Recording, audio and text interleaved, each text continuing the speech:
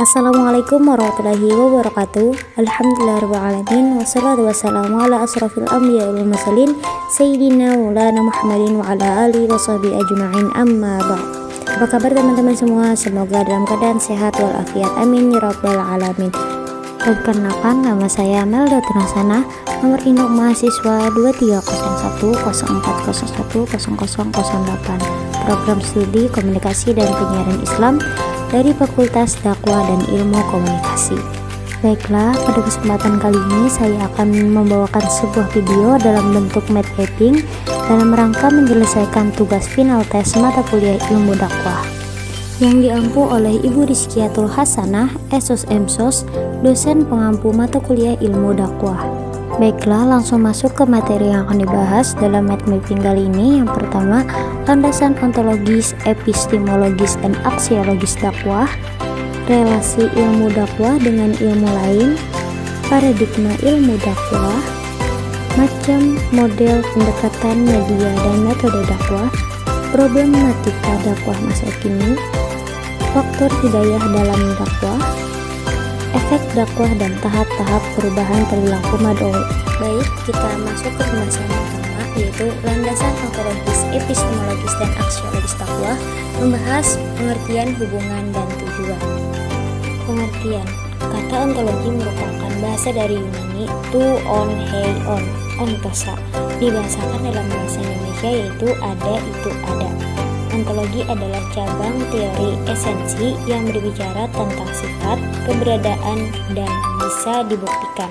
Ontologi merupakan bahasa yang berasal dari Yunani tonta, memiliki arti siapakah, dan logos berarti sains atau ajaran.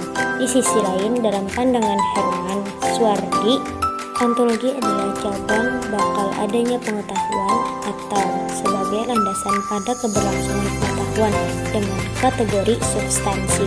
Landasan ontologi sains berkaitan pada bahan di mana merupakan objek studi sains. Epistemologi ialah sebagai konsep mencapai kebenaran yang bisa dibuktikan dengan langkah-langkah terstruktur dan terbukti kebenarannya. Epistemologi sebagai bagian dari cara berpikir ilmu mengelola sumber-sumber informasi. Epistemologi membahas tentang bagaimana proses memperoleh pengetahuan. Landasan epistemologi dakwah dapat melihat berapa banyak dari ilmuwan muslim yang juga menggunakan landasan pengetahuan yang bersumber pada Islam. Aksiologi berasal dari kata Yunani aksio, nilai, dan logos, teori, yang berarti teori tentang nilai. Nilai yang dimaksud adalah sesuatu yang dimiliki manusia untuk melakukan berbagai pertimbangan tentang apa yang dinilai. Aksiologi merupakan cabang ilmu filsafat yang mempertanyakan bagaimana kegunaan ilmunya. Aksiologi diartikan sebagai teori nilai yang berhubungan dengan kegunaan dari pengetahuan yang diperoleh. Landasan aksiologi suatu pengetahuan mengacu kepada nilai-nilai yang dipegang dalam menentukan pengembangan, memilih dan menentukan prioritas bidang penelitian dan penerapan suatu pemanfaatan pengetahuan. Hubungan ontologi dalam konteks dakwah berkaitan dengan pemahaman tentang realitas dan eksistensi yang berkaitan dengan keyakinan agama. Ini melibatkan pertanyaan tentang sifat eksistensi Tuhan, manusia, dan dunia, serta bagaimana keyakinan ini berperan dalam dakwah. Ontologi dakwah membantu dalam pemahaman pembenaran dan substansi ajaran agama yang disampaikan. Epistemologi dalam dakwah mengacu pada cara kita memperoleh dan memahami pengetahuan agama serta proses pemahaman terhadap ajaran agama. Ini melibatkan metode dan sumber-sumber pengetahuan agama serta bagaimana kita memvalidasi dan mengendalikan pesan-pesan dakwah. Epistemologi membantu dalam menjelaskan dasar-dasar kebenaran ajaran agama yang disebarkan. Aksiologi dalam dakwah berkaitan dengan nilai-nilai dan etika yang terkait dengan penyampaian pesan agama. Ini melibatkan pertimbangan tentang apa yang dianggap baik, benar, dan etis dalam konteks dakwah. Misalnya bagaimana penyampaian pesan agama dengan penuh kebijaksanaan, kasih sayang, dan integritas moral. Tujuan ontologi dalam perkembangan ilmu dakwah adalah membantu para dai dan mengkaji ilmu dakwah untuk memiliki pemahaman yang lebih mendalam tentang eksistensi, nilai-nilai, dan prinsip-prinsip yang mendasari ajaran agama Islam dalam upaya menyebarkan pesan dakwah dengan lebih efektif. Kemudian, tujuan epistemologi dalam perkembangan ilmu dakwah adalah untuk memastikan bahwa pengetahuan yang disebarkan oleh para dai adalah akurat, relevan, dan diterima oleh masyarakat dengan keyakinan yang kuat. Selanjutnya, tujuan aksiologi dalam perkembangan ilmu dakwah adalah memastikan bahwa pesan dakwah disampaikan dengan integritas, moralitas, dan etika yang tinggi sesuai dengan ajaran agama Islam.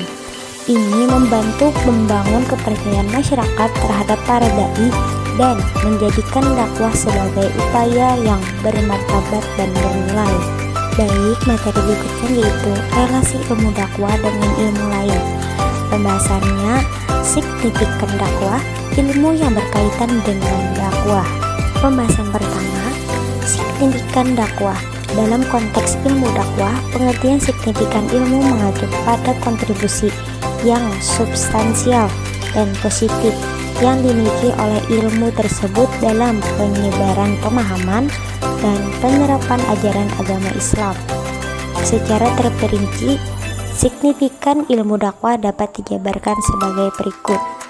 Yang pertama, ilmu dakwah memiliki signifikasi yang benar dalam penyebaran agama Islam kepada masyarakat. 2. Pemahaman yang mendalam. 3. Pembentukan karakter dan etika signifikasi ilmu dakwah. 4. Membantu penyelesaian masalah. 5.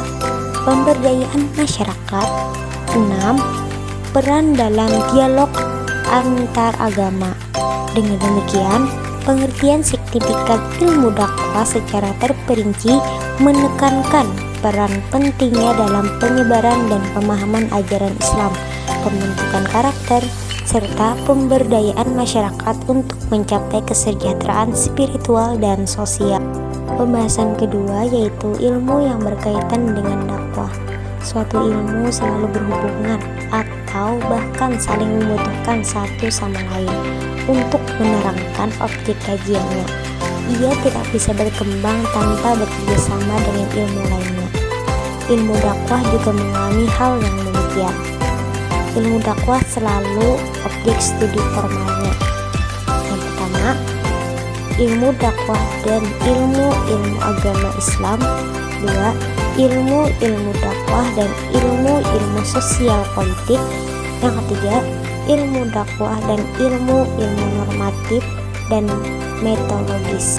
Ilmu normatif terbagi lagi, yaitu ilmu dakwah dan ilmu penelitian riset, ilmu dakwah dan logika, ilmu dakwah dan bimbingan penyuluhan, ilmu dakwah dan ilmu retorika, ilmu dakwah dan ilmu publisistik atau komunikasi.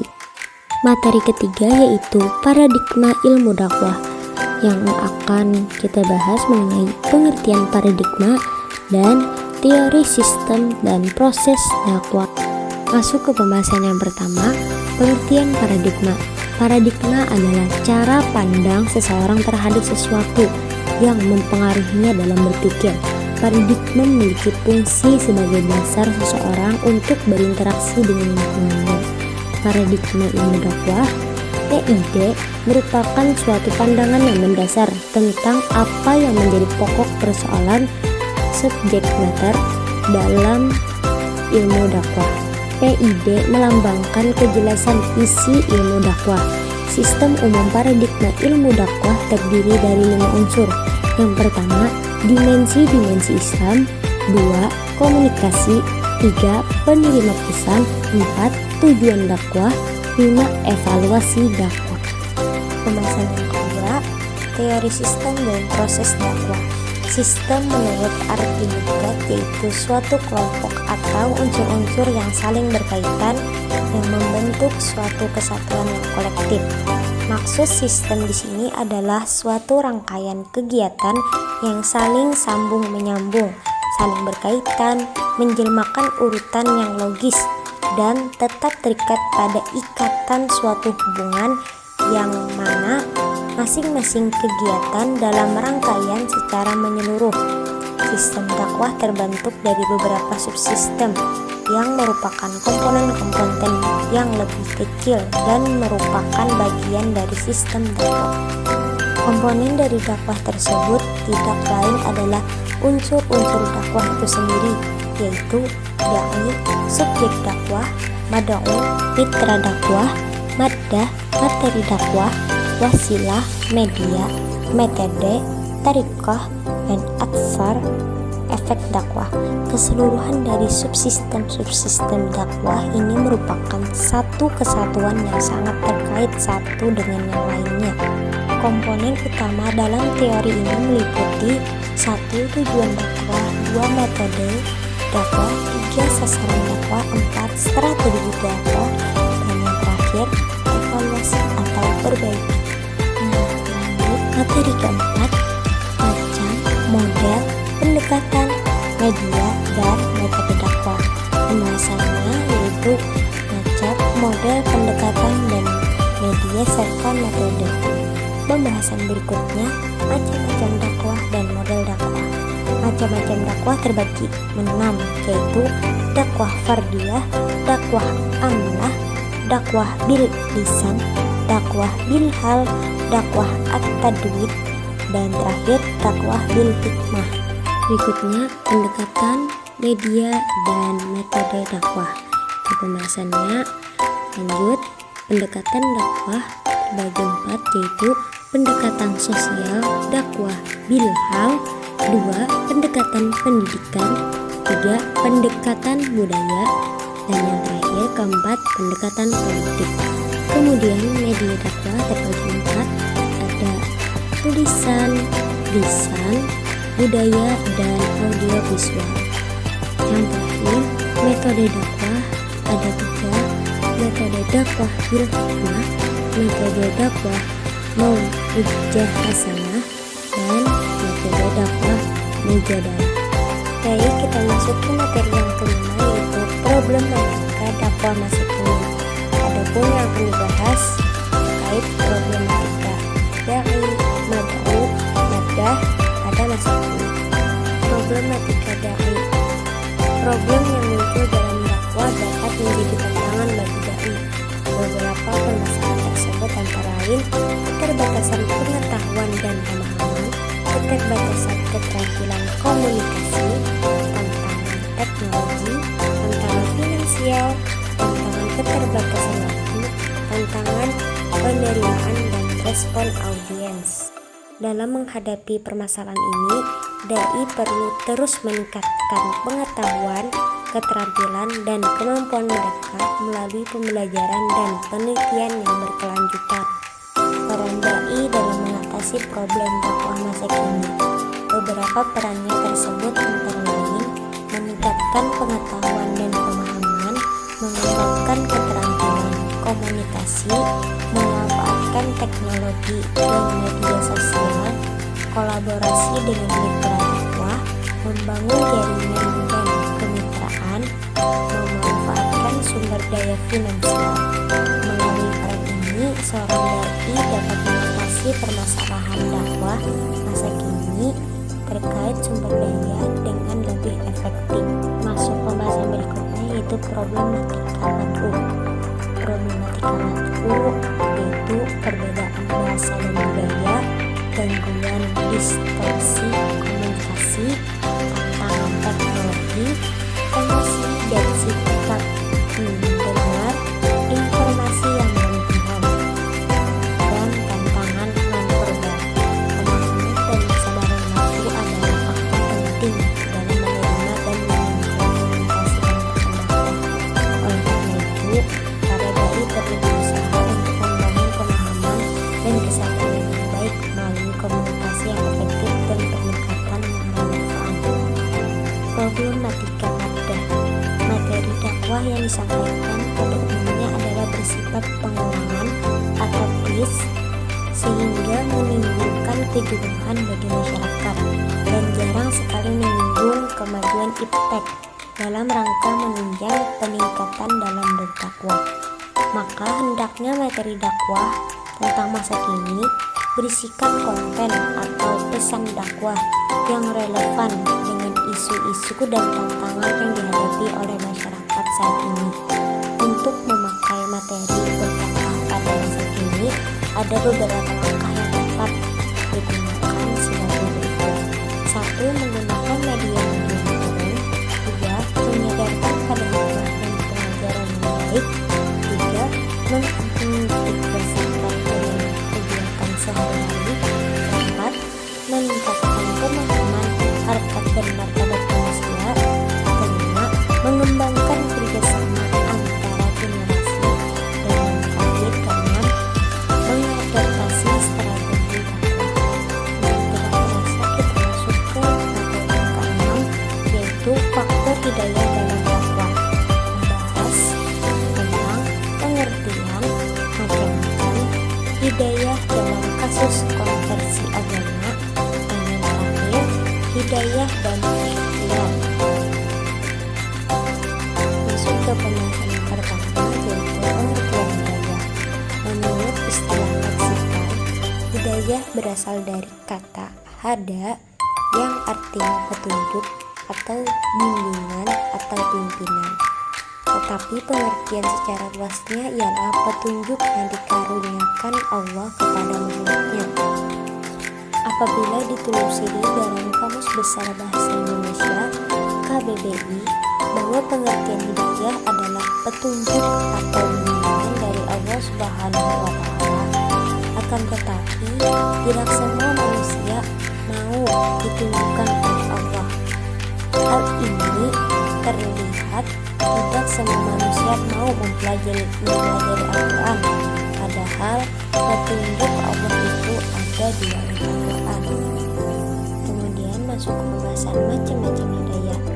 Hidayah terbagi 4, yaitu hidayatul ilham, hidayah watak, tabiat atau insting.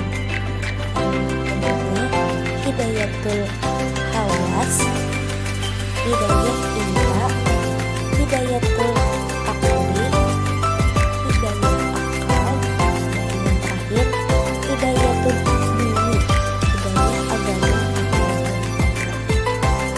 Lanjut tentang hidayah dalam kasus konversi agama. Konversi agama tidak hanya terjadi pada Sauk Hurbanjo sebagaimana dijelaskan sebelumnya. Kasus tersebut hanya salah satu saja dari kasus-kasus perubahan mendasar pada perilaku keagamaan seseorang. Baik, kita lanjut pada pembahasan berikutnya, hidayah dan ikhtiar. Dakwah dengan berbagai komponennya merupakan ikhtiar manusia untuk memberikan pemahaman tentang ajaran Islam. Setelah memahami agama Islam, diharapkan lebih lanjut individu dan masyarakat itu menjalankan ikhtiar, merubah sikap dan perilaku manusia, bukan permasalahan manusia. Oleh karena itu, dakwah harus dilakukan dengan persiapan yang matang, dengan melakukan terlebih dahulu analisis yang mendalam terhadap unsur-unsur dakwah. Dengan analisis tersebut, diharapkan dakwah dapat dilaksanakan dengan pendekatan dan metode yang tepat. Ini merupakan ikhtiar lahiriah yang dapat dilakukan oleh setiap pendakwah dan mengenal Allah Subhanahu wa Ta'ala memberikan hak untuk melakukannya. Termasuk ikhtiar lahiriah ini adalah mengadakan evaluasi secara radikal terhadap strategi dakwah. Akan tetapi, pendakwah tidak boleh berhenti sampai di situ.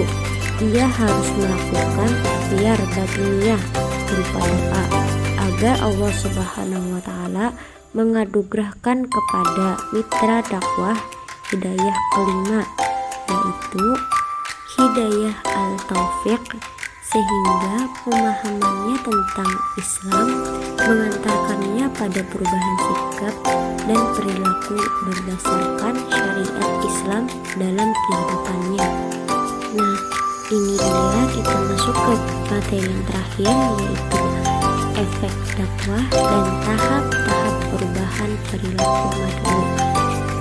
Pembahasan yang akan kita bahas yaitu pengertian, tahapan perubahan pada efek dakwah, dan evaluasi efek dakwah. Masuk ke pembahasannya, yaitu tentang pengertian persuasif dakwah.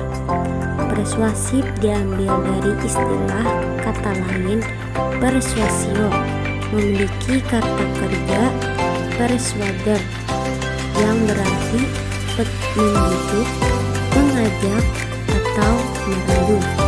Proses persuasif dakwah bertujuan untuk mengubah sikap, pendapat, dan perilaku manusia sebagai sasaran dakwah ke arah kualitas yang baik. Nah, lanjut, unsur-unsur pembentuk persuasi.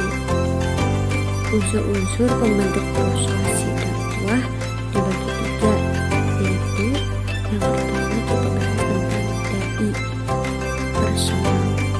Nah, dai ini terbagi lagi menjadi beberapa bagian, memiliki kualifikasi akademik tentang Islam, memiliki konsistensi antara amal dan ilmunya, santun dan lapang dada, sifat pemberani, tidak mengharap pemberian orang, ikhlas, dan qanaah atau hati, dan yang terakhir paham berkomunikasi.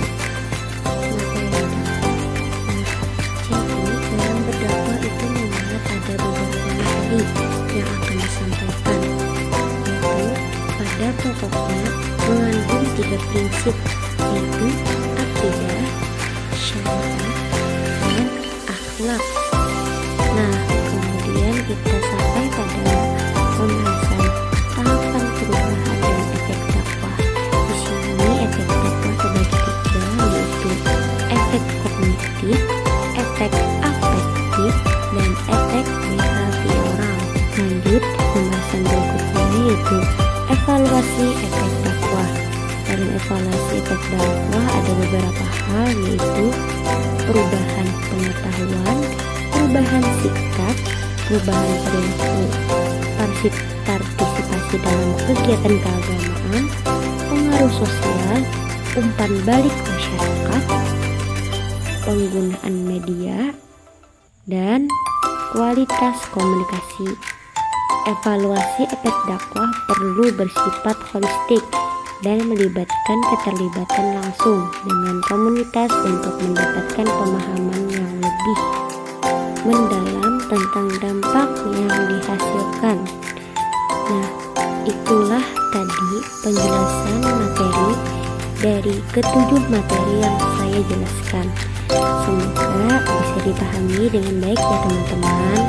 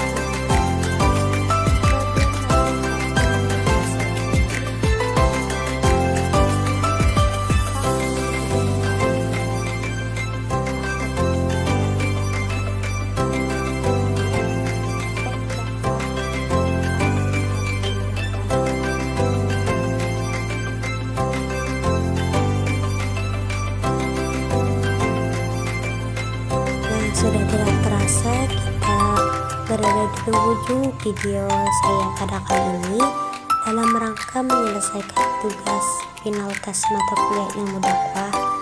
Apabila dalam video saya kali ini terdapat kesalahan, baik itu kata, perilaku, bahan yang disampaikan, dan lain-lain yang menyebabkan ayo